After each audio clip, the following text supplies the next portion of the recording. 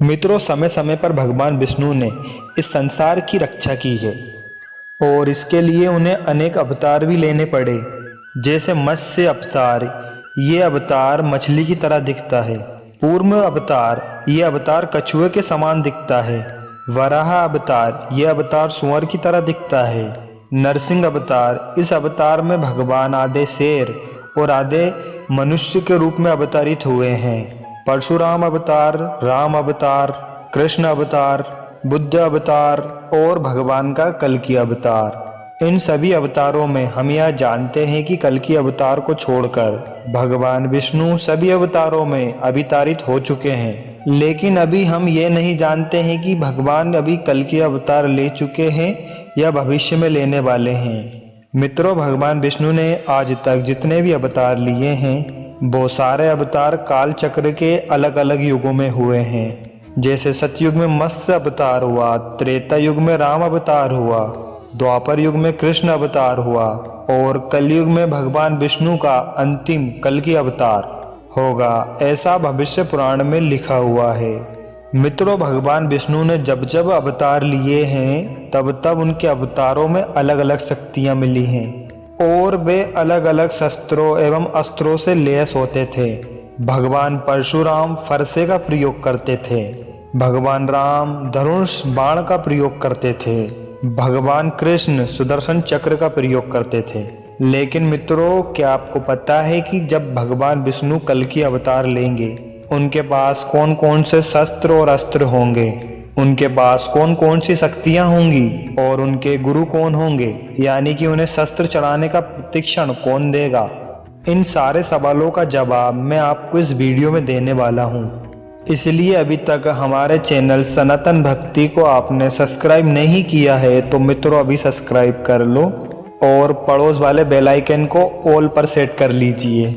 और मित्रों, जरा आप ये देखिए कि वीडियो को देखने के बाद कितने लोग सब्सक्राइब करते हैं चैनल को। अरे, आपको तो एक हिंदू होने के नाते हमारे चैनल को सपोर्ट करना चाहिए, लेकिन आप वो भी नहीं करते। हिंदू धर्म पर वीडियो बनाना, मूवी बनाना जितना आसान नहीं है कि साउथ से स्क्रिप्ट उठाया और रिलीज कर दिया। मित्रों, अगर आपको ये बातें बुरी लगी हो तो मैं माफ़ी चाहता हूँ। लेकिन आपको यह वीडियो पसंद आई हो तो वीडियो को लाइक करिए और नीचे कमेंट बॉक्स में जय श्री कल्कि भगवान जरूर लिखिए।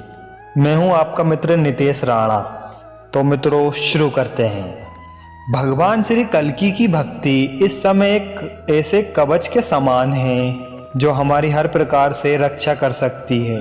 भगवान श्री कल्कि की भक्ति व्यक्तिगत न होकर समष्टिगत है। जो भी व्यक्ति भगवान श्री कल्कि की भक्ति करता है वह यह चाहता है कि भगवान जल्दी से जल्दी इस धरती पर आए और सभी बुराइयों एवं दुष्टों का नाश कर दें। मित्रों, कलयुग यानी कले कलेश का युग, जिस कलयुग में सभी के मन में असंतोष हो, मानसिक रूप से दुखी हो, वह युग कलयुग है, काल का युग है। कहा जाता है कि कलयुग की शुरुआत महाभारत काल से ही हो गई थी और तभी से कलयुग ने अपना कार्य करना शुरू कर दिया। था। कलयुग के कारण लोगों के मन दूषित होने लगे। उनके मन में औरतों के प्रति घृणा उत्पन्न होने लगी और पुराणों में लिखा है कि जब जब इस संसार में पाप बहुत बड़ा है तब तब भगवान अवतरित होकर दुष्टों एवं पाप का नाश किया है। जब भगवान कल्कि जन्म लेंगे तो उन्हें अस्त्र एवं शस्त्र और युद्ध में लड़ने की सभी विद्याएं परशुराम जी सिखाएंगे। वही उनके गुरु कहलाएंगे और आज भी इस कलयुग में वे जीवित है। वे महेंद्र पर्वत पर निवास करते हैं और वहीं पर वे ध्यान में लीन रहते हैं। मित्रों, हमारी धरती पर कुछ ऐसे शक्तिशाली अस्त्र एवं शस्त्र छुपे हुए हैं जो महाविनाशक हैं और शस्त्रों को भगवान कल्कि धारण करके समस्त संसार से पापियों का अंत करेंगे। तो मित्रों, चलिए जानते हैं भगवान कल्कि के दिव्य अस्त्रों शस्त्रों और उनकी शक्तियों को। सुदर्शन चक्र का रहस्य। शिव पुराण के अनुसार सुदर्शन चक्र का निर्माण भगवान शिव ने किया था। शिव ने भगवान विष्णु को यह चक्र श्रेष्ठ संचालन के लिए दिया था। अन्य पुराणों में भी बताया गया है कि सुदर्शन चक्र से उन्होंने 3 चीजों का निर्माण किया था: पुष्पक विमान, त्रिशूल और सुदर्शन चक्र।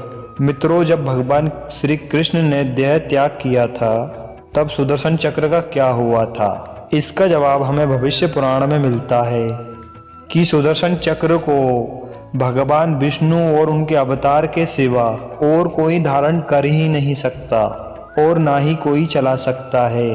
जब भगवान श्री कृष्ण ने देह त्याग की तब सुदर्शन चक्र वहीं पृथ्वी में समा गया और जब भगवान कल की अवतार लेकर धरती पर जन्म लेंगे तब वो सुदर्शन चक्र को दोबारा पृथ्वी के गर्भ से धारण करेंगे।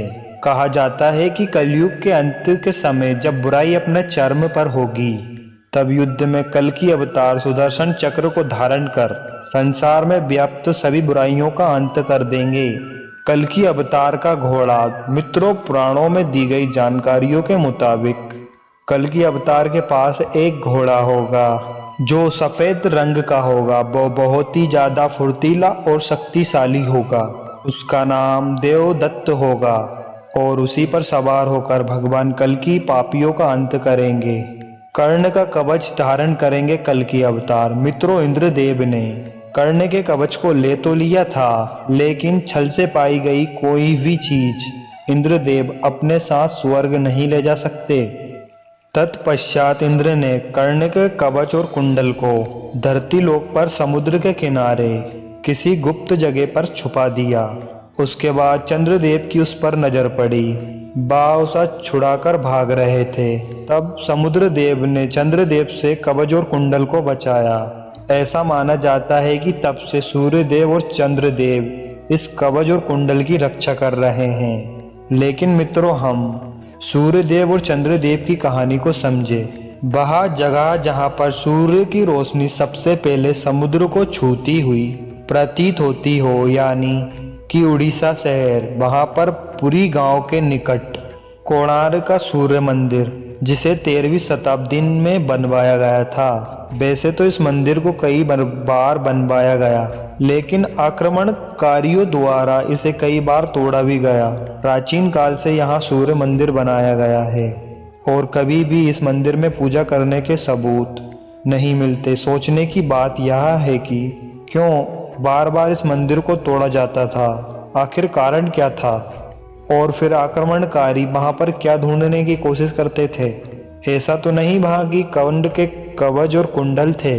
ऐसा माना जाता है कि इस मंदिर के नीचे गुप्त गुफा जाती है जहां पे कर्ण के कवच और कुंडल रखे हुए हैं और उनकी रक्षा तक्षक नाग करता है। आज के समय में कवच और कुंडल का रहस्य सिर्फ चिरंजीवी लोग ही जानते हैं, जैसे कि हनुमान जी, परशुराम जी। अगर कवच और कुंडल किसी भी इंसान के हाथ में लग जाए तो वह सबसे शक्तिशाली बन जाएगा। और क्या आप सोच तक सकते हैं कि इस पाप भरी दुनिया का वो क्या हाल करेगा? कई ग्रंथों और कहानियों में ऐसा लिखा गया है कि भगवान विष्णु के 10वें अवतार यानी कि भगवान कल्कि, उन्हीं को इस कवच और कुंडल की पूरी सच्चाई पता होगी और वही अवतार इस कवच और कुंडल को उस गुफा से निकालकर प्रयोग करेंगे। मित्रों, 64 कलाओं से युक्त कल्कि अवतार जब कली पुरुष से युद्ध करेंगे तो वे युद्ध के दौरान अपने शरीर पर कवच और कुंडल को धारण करेंगे। उस कवच और कुंडल में इतनी शक्ति होगी कि वे कल्कि अवतार को बड़े से बड़े अस्त्र शस्त्र और ताकतवर हथियार से बचाएगा और तब जाकर महाबली महाशक्तिशाली कल्कि भगवान कली पुरुष जैसे महाशक्तिशाली योद्धा का वध करेंगे।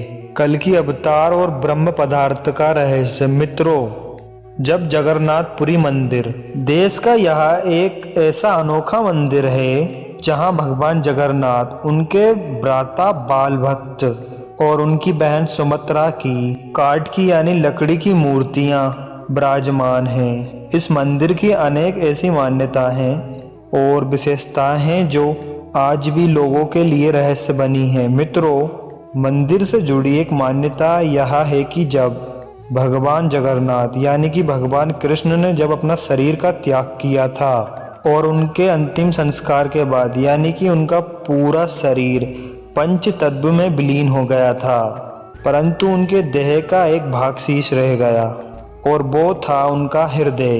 लोगों का मानना यह है कि भगवान श्री कृष्ण का हृदय एक जीवित व्यक्ति के मान धड़कता है और वो आज भी भगवान जगन्नाथ की लकड़ी की मूर्ति के अंदर सुरक्षित है।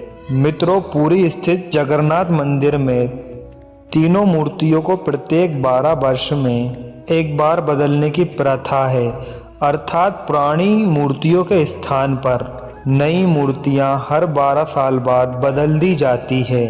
हालांकि इस मंदिर में मूर्तियों के बदलने से जुड़ा एक बहुत ही दिलचस्प किस्सा है, जिसमें पुरानी प्रतिमाओं के स्थान पर नई प्रतिमाएं रखी जाती हैं। उस समय पूरे शहर की बिजली काट दी जाती है, मंदिर में चारों तरफ घोर अंधकार कर दिया जाता है, यहाँ तक कि मंदिर के परिसर और बाहर की ओर सीआरपीएफ के जवान तैनात हो जाते हैं। जिस समय मूर्तियां बदली जाती हैं उस समय मंदिर के अंदर सिर्फ उन्हीं पुजारियों को जाने की अनुमति होती है जिन्हें मूर्तियां बदलनी होती हैं।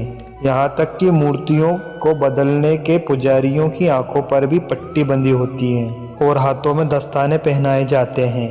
यह प्रक्रिया पूरी होने के उपरांत ही प्रतिमाओं को बदलने का कार्य किया जाता है। मूर्तियों को बदलने के साथ ही एक ऐसी चीज है जो कभी नहीं बदलती और वो है ब्रह्म पदार्थ। मूर्तियों को बदलने के दौरान पुरानी मूर्तियों को ब्रह्म पदार्थ निकालने के बाद नई मूर्तियों में लगा दिया जाता है। वास्तव में ये ब्रह्म पदार्थ क्या है, इसके बारे में अभी तक किसी के पास कोई भी जानकारी नहीं है। सभी को सिर्फ यह मालूम है कि यह ब्रह्म पदार्थ हर 12वें वर्ष में एक मूर्ति से निकालकर दूसरी मूर्तियों में लगा दिया जाता है। ब्रह्म पदार्थ को लेकर मान्यता यह भी है कि किसी ने इसे देख लिया तो उसके शरीर के चीथड़े उड़ जाएंगे। कुछ लोगों का मानना यह है कि इसको देखने वाले व्यक्ति की तत्काल मौत हो जाएगी। तो मित्रों, अब आप ये सोचिए कि ब्रह्म पदार्थ जो इस संसार में इतना शक्तिशाली है, जिसे देखने वाले के चीथड़े उड़ जाते हैं, उसमें कितनी शक्तियां होंगी। और बड़ी बात तो यह है कि इसे भगवान कृष्ण का दिल कहा जा रहा है और यह भी कहते हैं कि उनके दाह संस्कार के बाद ये लगातार धड़क रहा है और होना हो इस ब्रह्म पदार्थ में, यानी कि भगवान कृष्ण के दिल में नियमित